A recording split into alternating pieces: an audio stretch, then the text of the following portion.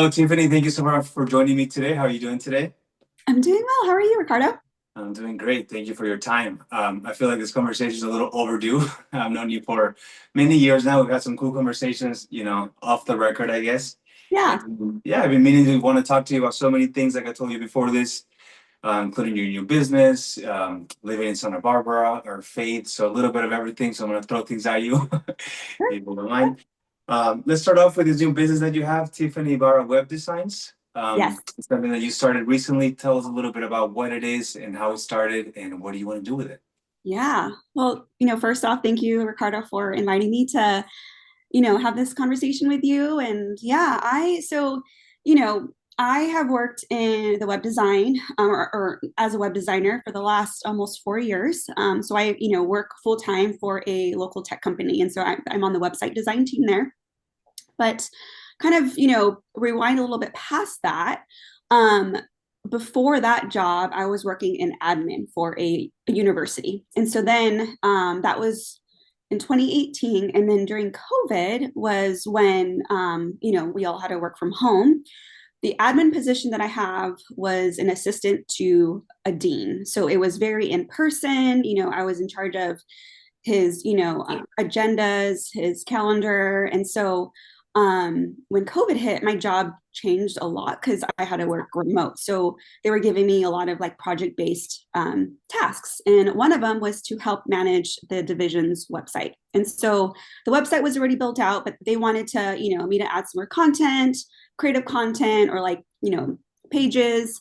And so they, though, mostly worked with their IT team to like develop, and then I would be the one to give them the wireframe, the UI, the user interface, mock-ups for that. I've never worked on web design projects before, and so that was my first time doing that during when I was in that admin role. And it was during the peak of COVID. And so I realized how much I really enjoyed being creative in that space. And so I decided to take an online course in UX and web design. So UX design is user experience design. And so that really more focuses on like the wireframing and the structure and who your target audience is and how to structure a site, especially based on what the content will be. And so I took that course at through the UCLA Extension program. Um, I loved it. I loved it. I was able to work on really cool projects. Um, Little did I know that I was actually going to pivot in my career so quickly, because towards the end of me taking that course, I, had the opportunity to apply for this full-time tech job on their website design team. And, it was a big shift in career because I went to school for my undergrad was in psychology and my grad degree was in education with an Wow. emphasis on culture and development. And so, past jobs that I've had, even during grad school, I was, a TA or I worked, as a research project manager. And so web design was going to be like a total shift in my career. But because I loved it so much and I discovered how much I enjoy just being creative and aesthetics, I've always loved aesthetics when I was a lot younger.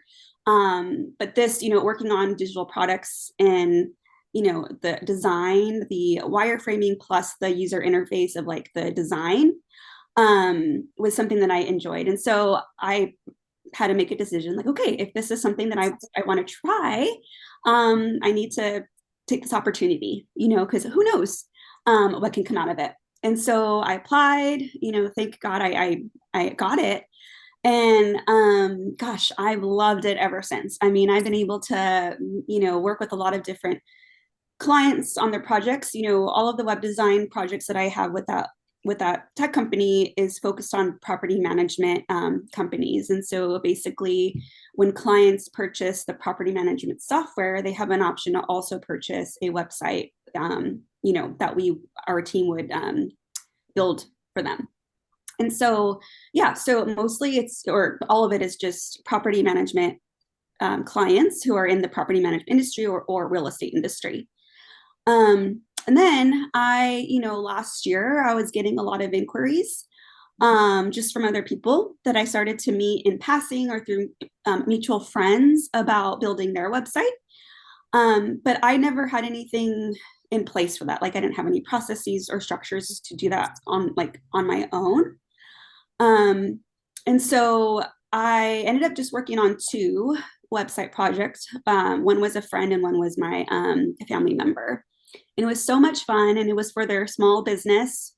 Um, and I think what really meant a lot, especially for that specific demographic, is that how much they just lit up when their website went live. Like they were just like so excited. And I just felt so honored to be a part of that process and to partner with them in launching their website, launching that part of their business, and really making that impact. And so that was really, really meaningful and impactful.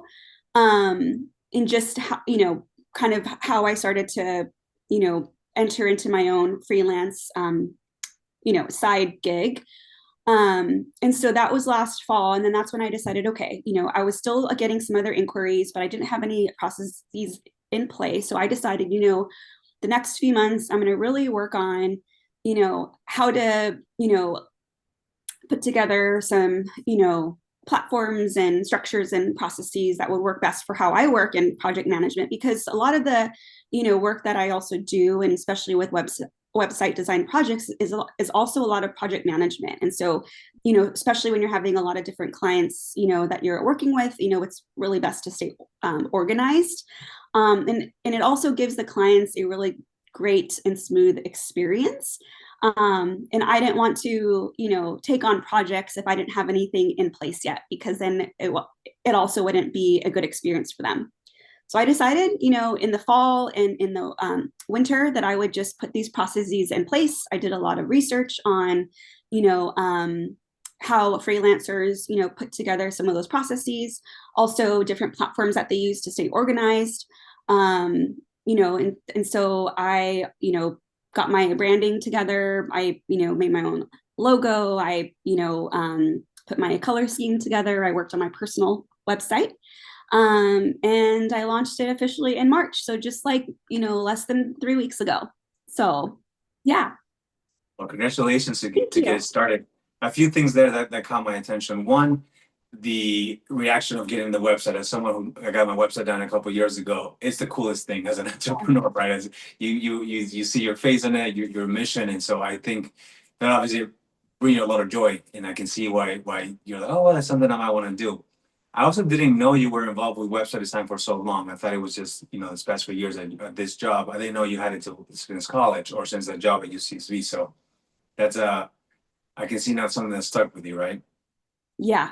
Yeah. And, I think a lot of it too is just like, I never knew that I would actually enjoy working in the digital, marketing space, but also like mostly, like websites. And so like how to market a person's business well and how to represent them well, because each person is different. And so it's not just, one, kind of voice, right? So each person has their own branding, their own voice, their own target audience. And so how do I do that well to represent them well and to honor their business well? So Absolutely. And then that brings me actually to what I wanted to ask you about and talk to you. Your name, the name of the website, Meaningful Web Designs. Well, the logo, the slogan, yeah, marketing intentionally. yeah, You and I have had some conversations about that specific word intentionally, yeah. and it caught my attention that you used it. Tell me a little bit about where that came from and what that means to you to market intentionally. Yeah. So, a lot of times clients also don't really know how to market themselves. And so my job as well is to help consult on how to do that well. But it's also asking them the right questions during like the vision call, during the discovery call, the scope of work call. Because as I mentioned, like every client's vision can be so different. And so helping them to market intentionally would help them reach the audience, the right audience, right? That would draw them to the product that they're trying to sell, to the service that they're trying to sell. And so I think marketing intentionally goes beyond just like, okay, here's your website done, but it's asking the right questions, putting the right content together, putting the right images, putting the right color scheme, because also color can evoke emotion. It color, tells a story. And so I think all of that really, paying attention to all the details is important to help the market intentionally to reach the intended audience. That's so cool. There's so much in that because it's true. You can hire nowadays someone on Fiverr or one of those websites to make your website and just kind of tell them, yeah, this is what I do, and that's it. But to have so much meaning behind it, it's got to be really fulfilling for the client that you're working with. Yeah. Very cool. Tell me a little bit about the challenges or maybe a little bit of the obstacles before you got started. Did you have the idea and say, I'm gonna do it, or was it, oh, I doubt this? How was the process of actually getting started and saying, okay, I'm gonna go for it and we'll see what happens? Yeah, that is a good question. And so I think, some of the initial challenges, were, I mean, even, having the confidence just to say yes to it and just to do it. Um, I had this dream of like, oh, like I think it'd be cool to have my own business, you know, whether it's a side gig or like something to develop more in the future. I think stepping into that can be scary because you're really putting yourself out there. It's vulnerable, right? And so and then also I didn't want to fail. I still don't want to fail. I want to make sure that things are done well and the person's honored, and all my clients feel honored. um, but like a friend has repeated this thing that I keep thinking about is that God has called us into a life of abundance. And so, what does that look like for each person, right? It can be what brings them joy. It can be what they delight in, as far as, I don't know, if they like to travel, if they like to spend time with loved ones, or vocationally, right? And so God has called us into a life of abundance in a lot of different ways. And so I think fear can cause that barrier to really step into saying yes to what God has for you. If an opportunity comes, like, we can trust, that He will guide us and advise us along the way. And I think one of the things where I feel that if it's a yes, and there's peace in it. But if there's fear, it doesn't mean that there isn't peace. It can just mean that I'm too scared to like do it. And I don't want fear to ever stop me, unless I know that it's like not healthy or it's unwise decisions. But also people speaking truth into my life has really helped in that way during this journey of starting. And so the challenges were, I was like fearing to fail, but I think, having my community to speak truth into my life and to remember that God has called us into a life of abundance. I don't want to fear. I want to say yes to what He has called me to do, and to, if I love design, if I love aesthetics, if I have this opportunity, then yes, I want to, step into that for as long as He has me there for. And so, yeah. That's really cool. I was going to ask you, I think you kind of answered it, but how did your Christian faith influence your decision to become an entrepreneur and to follow this? You kind of hit it, right? It's, Yeah. yeah, we're meant to receive a lot from God. And to the audience out there, you and I met in church, and I've had some really cool conversations with you about faith, which is what I want to talk about as well. But tell me a little bit about that, praying for it, and when did you kind of feel like, yes, this is what God wants from me, so I'm going to go ahead and follow it? Yeah. So, when I started to do like the initial steps, looking into the different platforms and products, and like people like in my life that I would just meet through other people, like everything just kind of seemed so like smooth and at peace. Like the Lord provided like things that I would need to start, just in like ways through like physical product. Like for example, my laptop, right? Like I didn't want to use my laptop that I used for my full-time job, because that's my full-time job's property. So I knew that I needed to purchase my own laptop, but laptops can be really expensive. And so during the time when I was thinking about starting this, I was able to purchase another laptop through the tech company. Every year they do like this like raffle for those to purchase the laptop for like almost nothing. And so But you have to put your name in the drawing. And so the last few years I wasn't picked for it because you're just like in this raffle. And this year I got picked for it. And so things like that were just like thing after thing, person after person that I would meet, things that would just come through to like, the Lord would just provide. And it just felt like things were just falling into place. And so I feel like that was really okay. Like the Lord has me, if I meant to do this, I'm gonna, feel at peace about it. And so far I've been feeling at peace. And yeah, like, I have to do my part of course and be proactive and like, learn and keep going with my setting things up properly. But yeah. That is so cool. I feel like that's, I mean, again, you know that it's easy to get it in your head and to say, "Oh, this is not gonna work." But when God opens the doors, He makes it very, very clear. And when you said peace, that's an important word. You feel like okay, it just feels natural. You weren't forcing it. The laptop story is really cool. I mean, that's just a huge sign right there. Yeah. Super cool. So I know you're a very busy person, and I know I've seen it firsthand how you can juggle so many things. How are you being able to juggle right now the start of a business, your full-time job, and still have time to partake in activities such as wine, which is something we've always connected with. Yes, yes. Wow. Cheers. um, cheers. Yeah, I really like being busy. Could be a good thing, be a bad thing.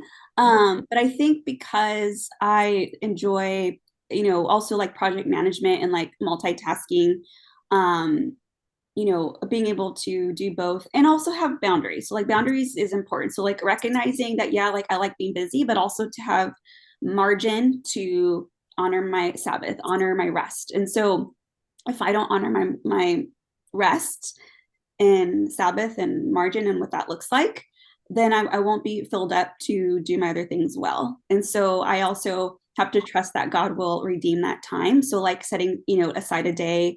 Sabbath can look differently for everybody, but for me, I like to take my Sabbath Friday evening to Saturday evening. And sometimes, or in the beginning when I was starting to practice that consistently, it was hard because I, wanted to work or get things done, and so like, which is not bad, but like the whole point of it was to trust God, surrender that time to Him, delight in Him for that full day of, surrendering that time and trust that He's going to redeem it later. So like He can redeem it in ways where He, fills me up with, peace and energy and so I think like as busy as I am, I just, I like to carve out specific dedicated time slots for working on my website, freelance in the evenings, and then, on the weekends when I'm not Sabbathing. And so I also, like for my discovery calls, I've blocked out times for those specifically. And then, the other times of the day are dedicated to my full-time job. And so I think just being organized in that way and like honoring my full-time job, my full-time employer, and then honoring my own margin. Yeah, because then that is in place, and that's what's going to keep me grounded. So Yeah, that's perfect. What advice would you give to someone that wants to set boundaries? I know that can be a challenging topic for people, especially in the town that you live in, Santa Barbara, where I spend so much time in. It can be a very social town. A lot of the things that you do are with friends and with people. How have you been able to navigate the boundaries to and maybe not offend people or lose friends? Has that been challenging? Has it been easy? What do you got to say about that? I think when you pull in your community in your life things, because we're meant to do life with community on the side of heaven. And so I think when you do things with a community that are very that are real life things, they celebrate with you, and then they understand that life may pivot at some, in some ways. So, like for example, when I was going to launch, this website, which was going to be like at the beginning of my web design business launching, I had a few friends were like, let's have a launch party for you. Let's like take you out and have your girls and like we'll do like a launch party. And I was like, oh my gosh, I felt so loved. And I didn't even think about doing a launch party, but they recognized that as something to celebrate with me and they wanted to rejoice with me. And that meant so much. And so because I bring in my community in these different life seasons, they understand that if like some days or some evenings I can't join in on, festivities, they get it because they know like, oh, she's working on her freelance, projects. And so, yeah, I think it's like, as long as you bring in your community, they do life with you and they understand. So, So I think that's a really good point. Choosing the right friends, right? And choosing the right people that are going to lift you up and support you. I think that's something people sometimes forget. We have friends from childhood or some friends that we make for so long, but then maybe they're not as supportive as the ones you say you are right now. So have you dealt with having to weed out maybe, friendships that are not supporting that, or do you think you're at a point where it's been pretty consistent, that I, kind of support system? yeah, I think my friends have been so supportive. Like, I haven't, had any that weren't like in this season.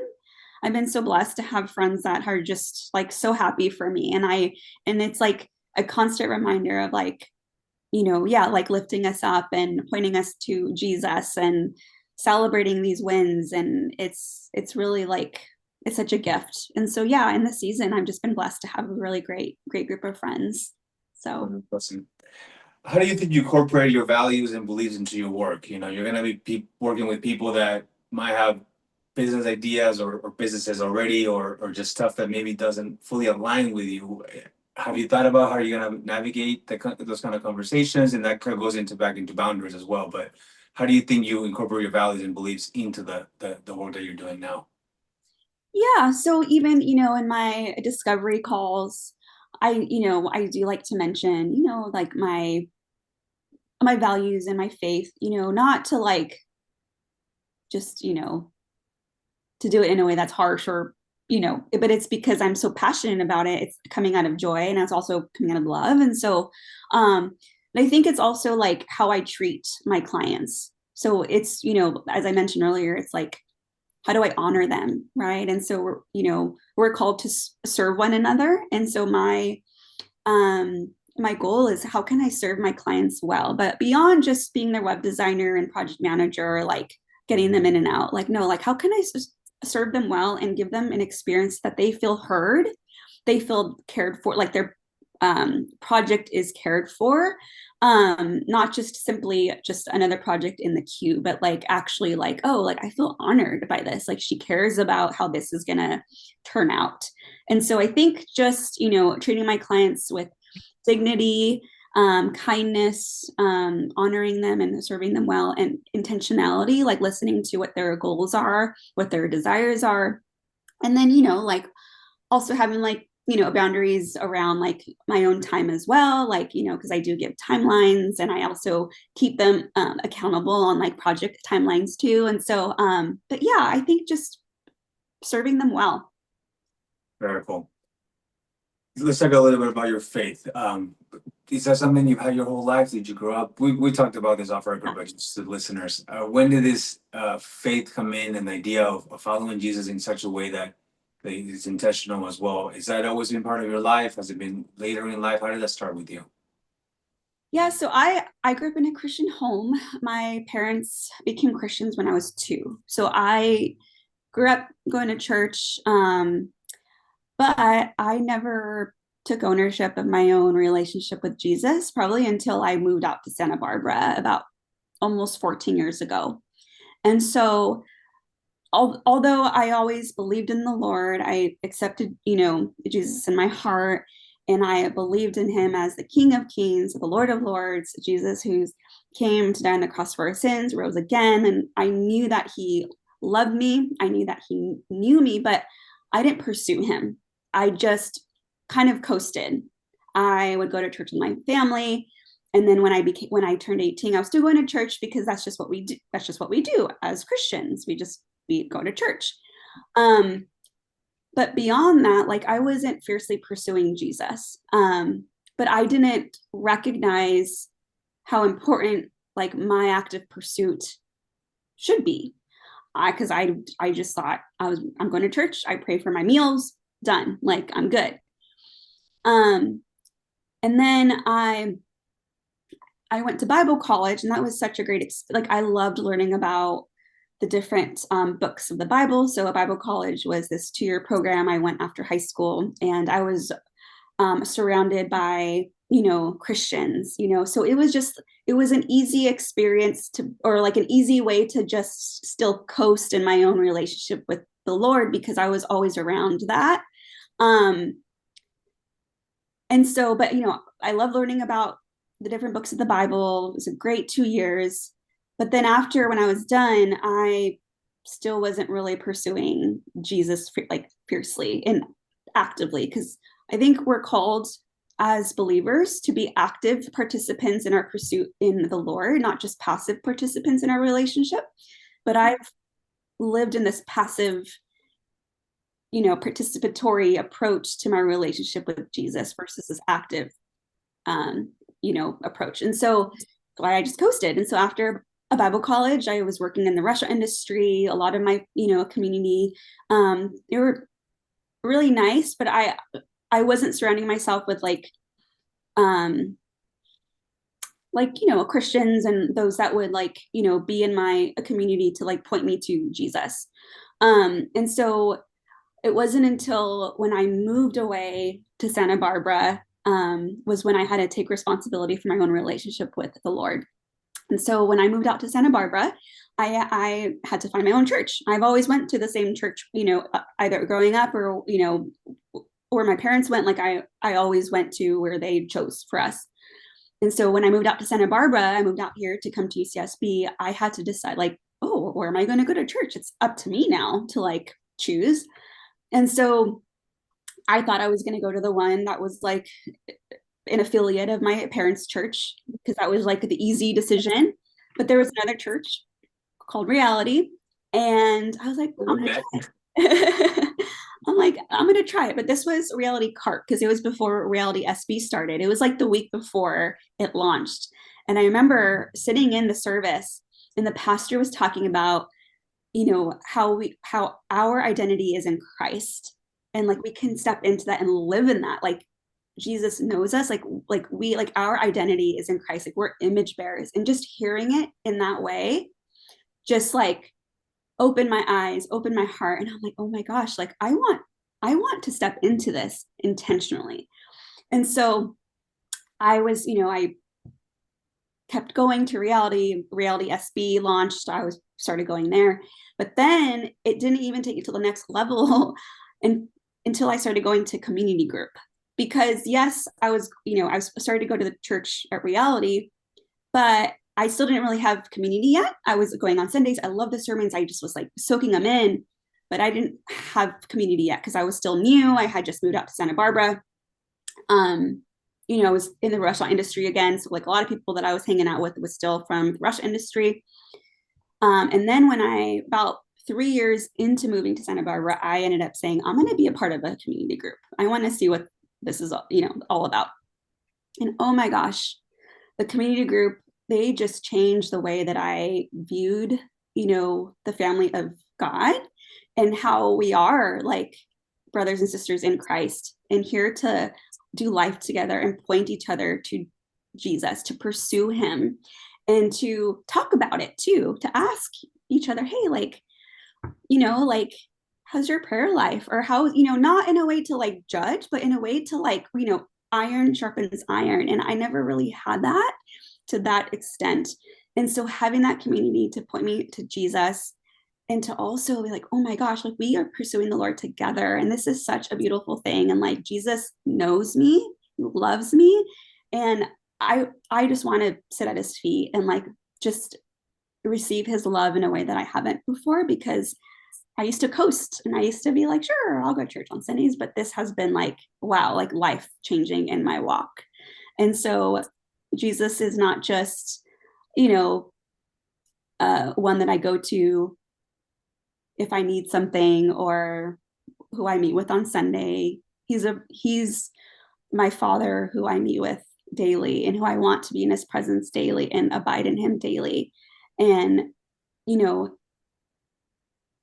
hear his voice daily, because if I don't abide in him, I won't align with what his will is for me. So as long as I'm abiding in him, then my will and my heart will be tender to his will for me. And that's when we just will align and like, I'll be in his will.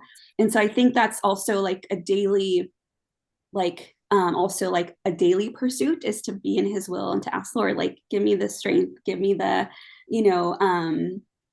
the intentionality, the desire to constantly just keep moving towards you. And so, yeah, so it's a never ending thing until we are, we get to heaven. So as long as we're here, the race is not done yet. So Yeah, there's so much I can relate there, right? Growing up in a Christian household as well, and going through the time where it becomes, like you said, coasting, and where I remember in high school it was more of a, well, I'm not doing this bad things, so I'm okay. But I wasn't doing the extra steps that it takes to be a real Christian. And reality changed my life as well. And joining, we had that you hosted a community group together that made me realize how important it is to do it together, yeah, to do life together. And I think that's one of the reasons why I like reality so much. Like emphasizes it's, what is being a Christian? And I think there's such a misconception that we're Christians because we call ourselves Christians because we go to church. It's so much deeper than that. And that's something that you have taught me and the church in general taught me, that it's about doing the things Jesus did. yeah. And you look at his life, and I think you're now, community and being active about it. So I think it's just powerful. So I think that brings me to a topic of success, right? How do you define success for you personally and professionally? Oh, it's a good question. How do I define success personally versus professionally? Personally, I think, success for me is the community that I have and how, I would love for them to thrive. My friendships, my relationships with my family, like if those can thrive, then that's like, oh, then I feel like, yes, like this is what matters, right? Um, so personally, I think, yeah, success means that to me is where my friendships and my relationships can thrive and be healthy. And I'm also, one to, my hope and my, desire is to also, how can I love others well? How can I be a person of peace, a person who's, has this what I call it is hospitable presence, which is a person who's inviting and welcoming and a person of peace and with who doesn't have this or who has this non-anxious presence. And so yeah, so that's how I would define success personally. Professionally, I think, I try to have this growth mindset. And so to be successful professionally is to ensure that I constantly have this growth mindset and to not feel stagnant or that, okay, I've arrived, I'm good, like I'm good here, but to constantly have the desire to keep learning. Because a person can never stop learning. And so I think success for me is, okay, like how can I do this well? How can I do that well? So like learning and keep developing professionally, the growth mindset, asking good questions, learning from people that may be more seasoned in what they do and asking them to provide insight. So yeah, I think that would, for me to succeed professionally is having the growth mindset and pursuing that in that way. So That answer, to me, it blows my mind to hear you in both of those answers. You never once mentioned money, never once mentioned, fame. I think nowadays we're in such a time in society where that's what people define success as, how many cars you have, the size of the house. How have you been able to get away from that and really focus about the things that you just talked about, which is really what matters, and what I appreciate about your mentality and your wisdom that you bring, that it's, material things, and you live in a town that's expensive, and a lot of the things that require to have fun that requires money and some sort of stature in a way. So how have you been able to separate yourself from this kind of mentality of what success is now to what you view it now? yeah, it's peace, like peace that's uh supernatural peace from the Lord. And so peace can come through in ways that if he calls us to something and we step into that and we say yes to it, we pursue being a person of love and of kindness. So like just peace. So like, for example, separating like, maybe like feeling successful in a thing versus not having something. And again, I don't mean to say this in a way that's going to like, having nice things isn't bad at all, but I think there's seasons for that and like the right seasons for that. And so I think it's sometimes easy, even for me, to like want to rush to a certain, destination of like, oh, I want to make this purchase or I want to be at this place now. But there's has to be steps and like why steps to get there. But if I try to rush it, there's not going to be any peace because, like, for example, I'll use my car. I love SUVs and I would love to have an SUV. That was my like, it's fun. Like, I've always wanted an SUV. Is it still the Arctic that you want? I'm sorry. Oh, it's nice. But then as if I really think about it, I'm like, well, if I try to do that now, there isn't going to be peace in it because I'm going to be anxious about the car payment, about insurance going up, the gas it's going to take, the maintenance, like all that won't promote peace in my life. It won't cultivate peace. It's going to cultivate stress. And so I'm just using that as an example. Like, I think what separates that is like, okay, what really matters? Like, for me, I value peace in my life, and that's not going to bring me peace. It'll bring me like short-term joy for like the first week, and then when the first car payment's due, I'm like, oh no. But so yeah, so I think peace is what really separates them, and I try to like you know, every different decision that I make, I try to is like, okay, is this going to bring peace into my life, or is it going to be strife in my life? I want peace in my life, so if I say yes to this, is it going to bring peace? Or if I say no to it, is it going to bring peace? And even in like to good things, right? Like Jesus even said no to good things because, like if you say yes to something, that means you're saying no to something. If you say no to something, that means you're saying yes to something else. And so it's okay to say no, even if it's a good thing, but to be able to say yes to something else. And so, yeah, I think I used peace as my direction setter. And peace is Jesus, right? Jesus is peace.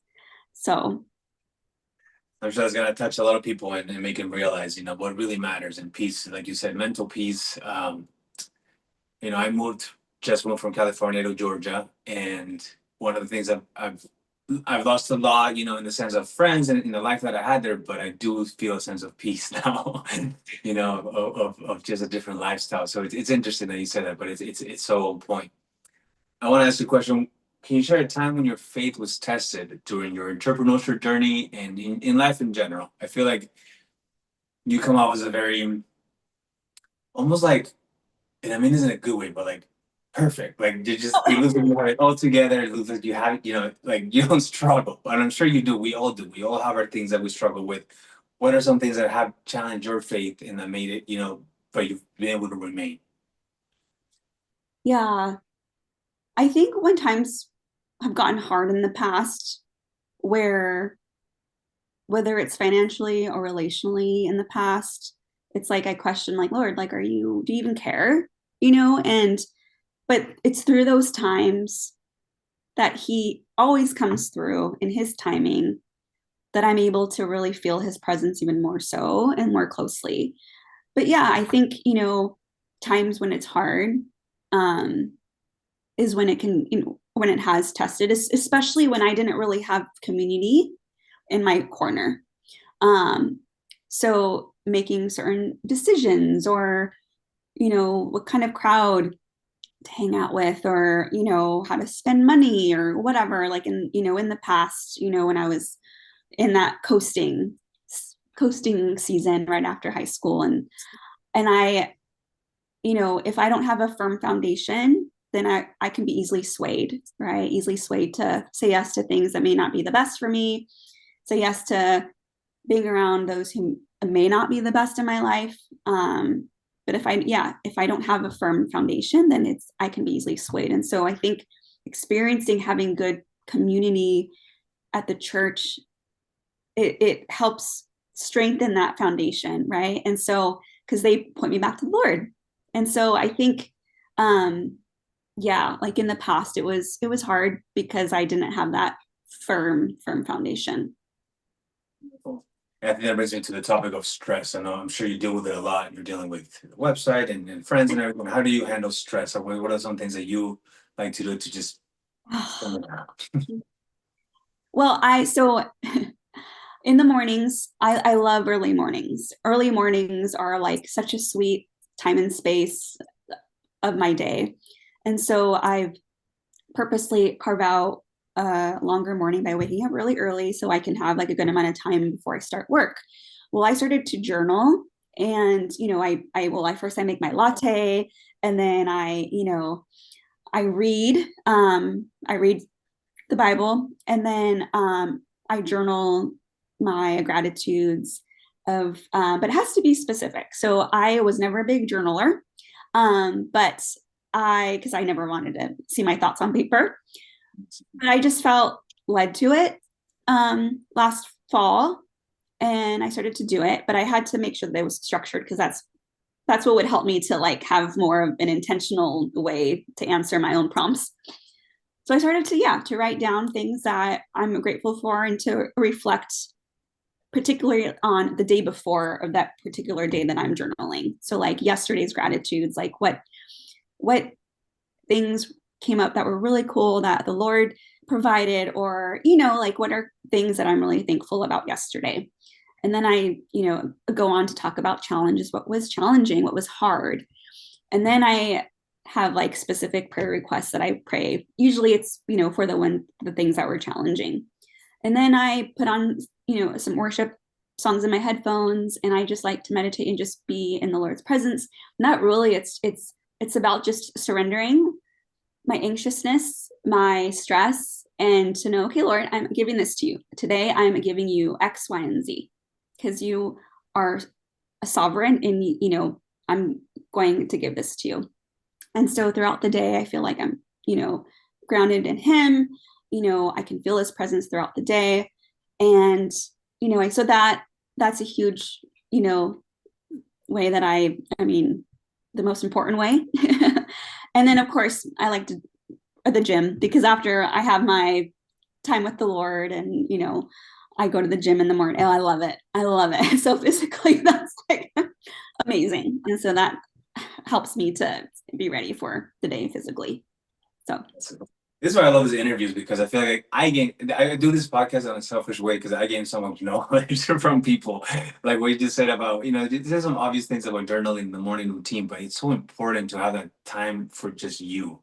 yeah. And we live such busy lives where the first thing we do is open up our phone and start checking emails or texts, and we just already get lost and we lose the day. And I'm guilty of that a lot. So thanks for the reminder of just slowing down sometimes and using that time to get back Yeah. to the roots. Very cool. What are some advice that you might give to people that are trying to either start an entrepreneurship journey or have an idea? What are some maybe little tips that you can give, some Tiffany tips? Yeah. Honestly, like to step into the life of abundance open-handedly, and to, you know, not fear, if it's meant, you'll feel peace about it. But if there's an opportunity that you have, or that you feel like there could be some opportunity, step into that, explore it. It doesn't hurt to explore. Um, doesn't have to risk anything if it's just exploratory, just to kind of see, maybe networking or ask questions, maybe those that are in that field. Like I actually reached out to somebody, this was in the fall. I saw somebody through Instagram, through a person that I knew on Instagram, and this person started her web design business as well. And so I bookmarked a post that she was tagged in, because I'm like, I'm going to reach out to her. It's scary, because I'm like, she's this like, really great web designer who started her own business. I don't know her. It's kind of scary, but I'm going to put myself out there. So to not be afraid, because when I did that, she was so kind. She was out of state, so kind. We had a Zoom session. She just talked about her journey. She gave me some great tips and resources on things that, for me to like research. And it was just really fruitful. So I would also recommend to just, do some, exploring of who's in that field that you want to step into, and, you know, um, do they align with what you want to do, values based, maybe like same type of, if it's design, similar, a design style or similar way that you work. I don't know. I just feel like networking is so important, and there's so much fruit in it. And so, yeah. And she's been great. She actually also looked at my website before I launched it. She was so sweet. And she was like, if you ever need anything, like, let me know. I'm here to support. And so, yeah. And it's really nice to have your like network that are also supporting you, that you're kind of like in that same field and can learn from and be a sponge.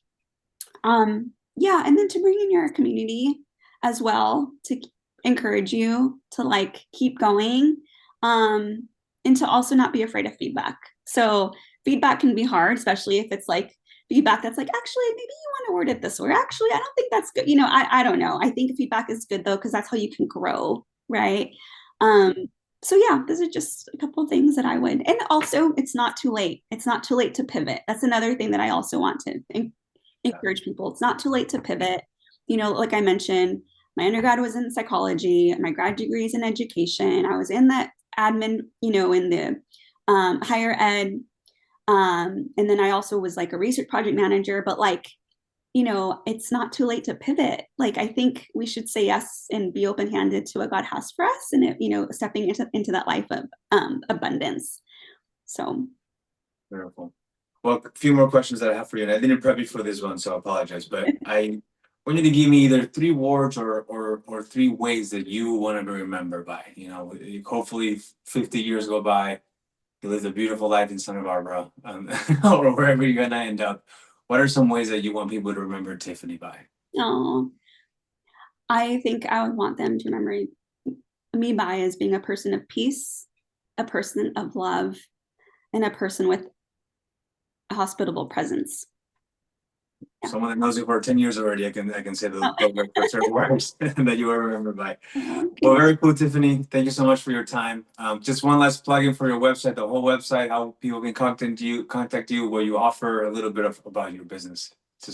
Yes. So they can reach me through my website, webdesignsbytiffany.com, or through my Instagram. Link down there. I'm sorry? We'll have a link on the web. Perfect. And then Tiffany Ibarra Web Designs for the Instagram. But yeah. And one last question: where do you see this business in the next 3 years? How do you what's your vision out of this journey that you're taking? That I would have clients, consistently monthly, but not just coming through just, because I can do websites, but I want to build a reputation that is like, oh yeah, like I heard that you actually are also like personable, like you are personable in your services, right? Like you take the time, you serve your clients well. And so I think building reputation that's honoring to people, and that people want to keep, inquiring and to learn about my services. And for me to have projects every month, that's the goal. So be busy, keep her busy, guys. Yes. Love it. Well, thank you, Tiffany, again. I want to check in with you maybe a few months from now, see how the business is doing. We'll keep talking, and I wish you the best in this step that you decided to take. Thank you, Ricardo. Of course.